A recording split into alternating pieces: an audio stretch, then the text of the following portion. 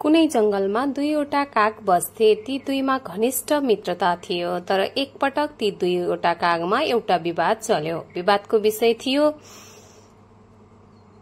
एउटै आकारको थैलामा आफूले चाहेको सामान भरेर को माथि पुग्ने।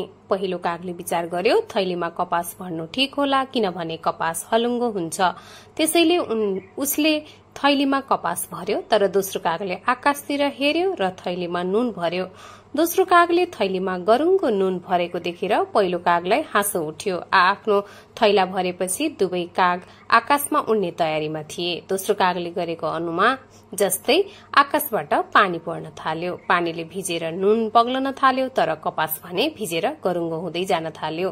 एकछिनपछि नुनको थैलो भरेको काग हलुङ्गो थैली लिएर आकाशमा उड्न थाल्यो, तर कपास भरिएको थैली भने पानीले भिजेर कागले उचाल्नै नसक्ने भयो। थैलीमा कपास भर्ने कागले अर्को कागलाई भन्यो, तिम्रो बादल देख्ने बुद्धिले मलाई हरायो। अब अर्को कथा। कछुवाको घर। नानीहरूले कछुवा त देखेकै हौला, देखेका छैनौ भने यति बुझिराख, कछुवा कत्लै कत्ला भएको कडा खोलभित्र बस्छ। टाउको बाहिर निकाल्छ, तर कुनै खतरा देखेमा वा सुत्दा आराम गर्दा यसले सबै अंग खोलभित्र राख्छ। यसको खोल निकै बलियो हुन्छ, यति बलियो कि हात्तीले कुच्चे पनि फुर्दैन। कछुवाको त्यो खोलबारे कुनै कथाकारले लेखेको कथा यस्तो छ। कुनै बेला वन देवताको विवाह भोज चल्दै थियो। भोजमा सबै जनावर सामेल थिए, तर भोजमा कछुवा भने देखिएन। विवाद भोज सकिएको केही दिनपछि वन देवता र कछुवाको भेट भयो। वन देवताले भने, कछुवा भाइ, तिमी त मेरो विवाह भोजमा देखिएनौ नि। कछुवाले जवाफ दियो, मलाई त सबैभन्दा प्यारो घर नै लाग्छ। घरको रमाइलो छोडेर कहाँ अरूको भोजतिर लाग्नु। कछुवाको कुरा बेठिक नभए तापनि उसको भनाइको तरिका भने ठीक थिएन। कछुवाको कुरा वन देवतालाई तितो लाग्यो। उनले भने, तिमीलाई घर निकै प्यारो लाग्दो रहेछ, त्यसैले तिमी तिम्रो घरलाई पिठ्यौमा बोकिराख्ने गर भनिन्छ। वन देवताको त्यही बोकिराख्ने गर भनिन्छ। वन देवताको त्यही शराबका कारण कछुवाले जहिले पनि आफ्नो घर बोकिराखेको हुन्छ। अब अर्को कथा। भगेराको चलाखी। एकपटक राजा छान्नका लागि जंगलका चराहरू जम्मा भएका थिए। राजा छान्नुपर्ने कुरामा सबै चराहरूको सहमत भयो, तर राजा को हुने भन्ने विषयमा भने सहमत हुन सकेन, किनभने सबैजसो चराहरू आफै राजा हुन चाहन्थे। कसरी राजा छान्ने त? चराहरूमा छलफल चल्यो। लामो छलफलपछि निर्णय भयो, जो सबैभन्दा माथि उड्न सक्छ त्यही राजा हुन्छ। हुन त साना चराहरूलाई यो कुरा मन परेको थिएन, तर एउटा भगेराले उनीहरूलाई पनि सहमत गरायो। उड्ने प्रतियोगितामा भाग त सबैले लिए, तर धेरै चराहरू धेरै माथिसम्म उड्न नसकेर फर्के। केही चराहरू माथि माथिसम्म पनि पुगे, तर सबैभन्दा माथि चील पुग्यो। चील घमण्ड साथ सभामा बोल्यो र भन्यो, अब म चराहरूको राजा भएँ, सबैभन्दा माथि म पुगे।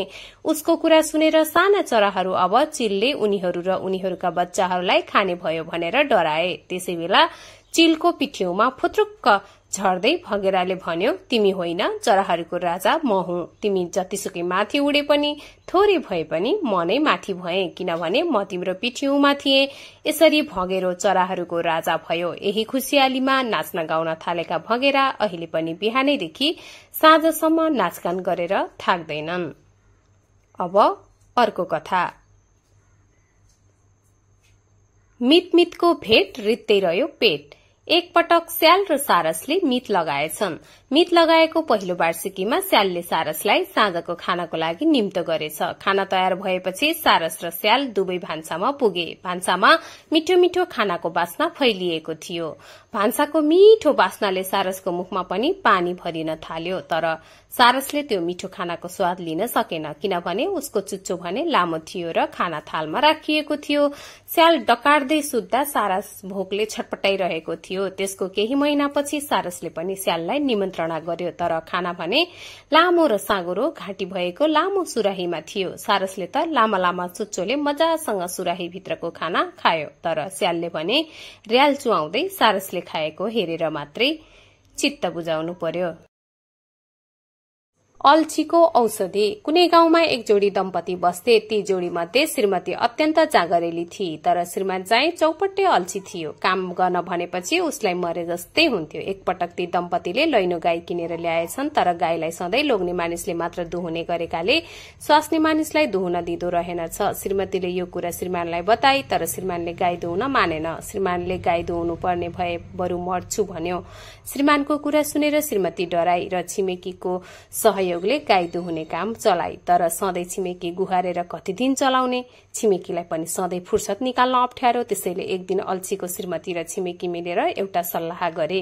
सल्लाह गरेको भोलिपल्ट बिहान श्रीमतीले भने, सधैँ छिमेकीलाई मात्र कति दुःख दिने, अब तपाईले नै गाई दुहुनु पर्यो। श्रीमान आत्तियो। तिमीले अराएर गाई दुहुनु भन्दा मर्नु निको भन्दै छुण्डिनका लागि डोरी खोज्न थाल्यो।